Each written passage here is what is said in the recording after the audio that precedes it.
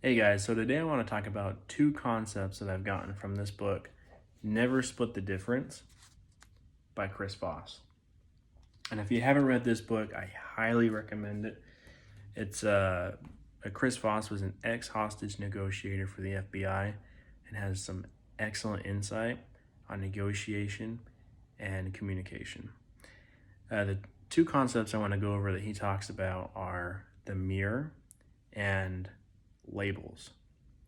So with the mirror, a lot of people, when they think of mirroring in communication, think of mirroring someone's body language. They think of nonverbal communication.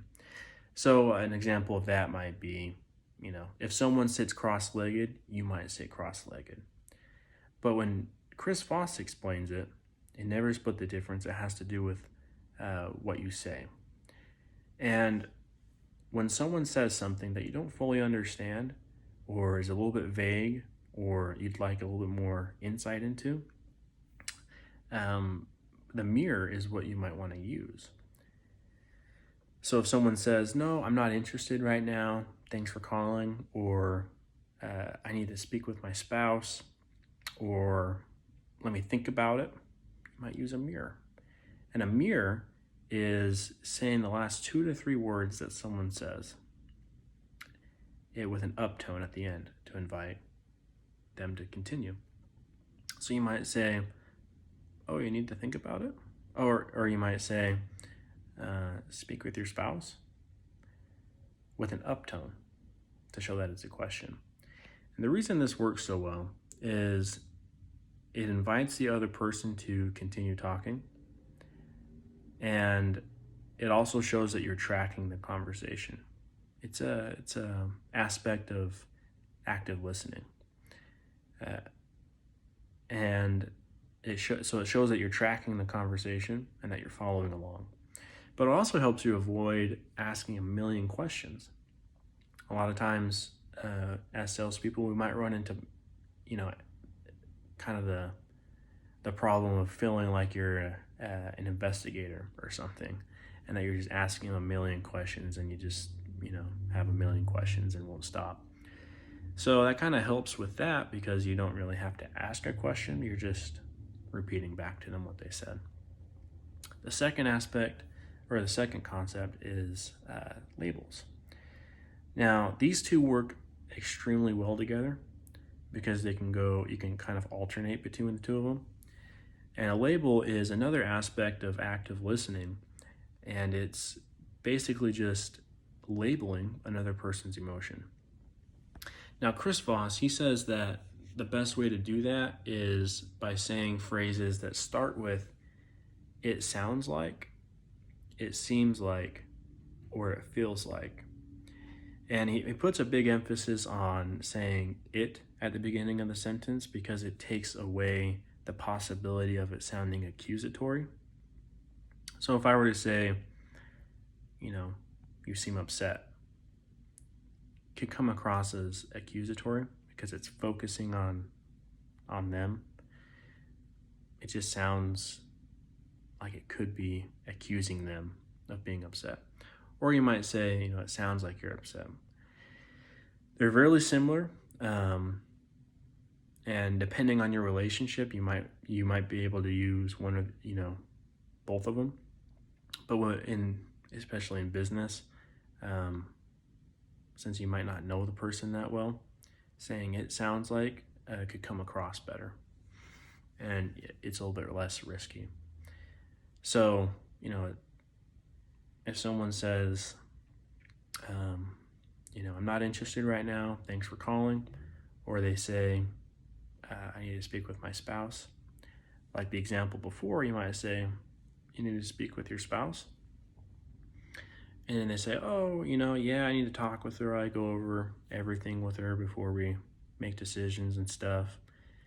And then depending on how they say that, you could follow it up with a label.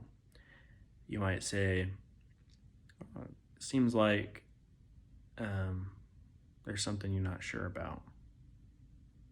And then just leave it at that. You can say it as a sentence. You can say it with a down tone, or you can say it with an uptone to show that you're asking a question. So you could say, seems like there's something you're not sure about. Or you could say, seems like there's something you're not sure about.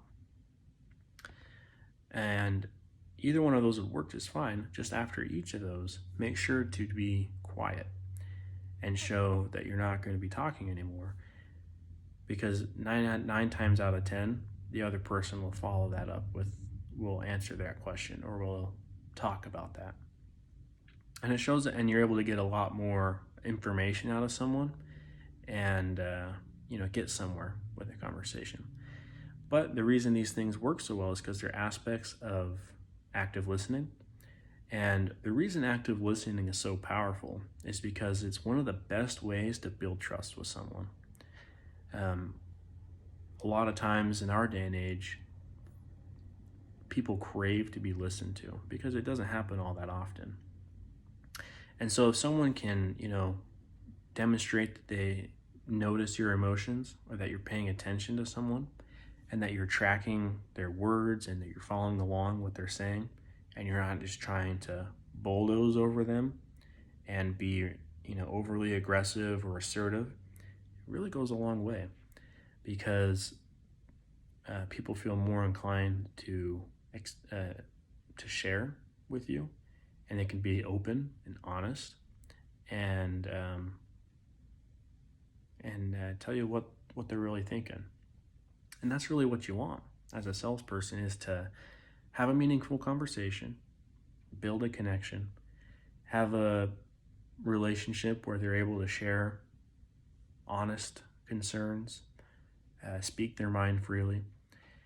And what's interesting is that when I've been using these principles, I've seen that by addressing their concerns or their emotions by using a label, a lot of times the concern that they had goes away, because I'm able, because they were able to voice it and they were able to talk it through with me, or I was able to answer their question.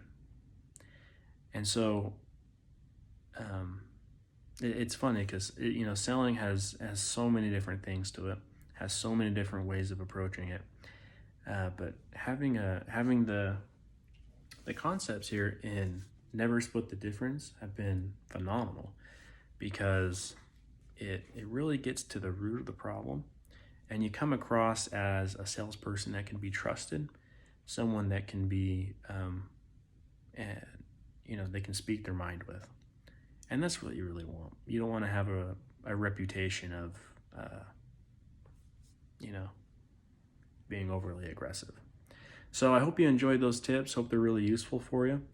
Let me know what you think about those down in the comments.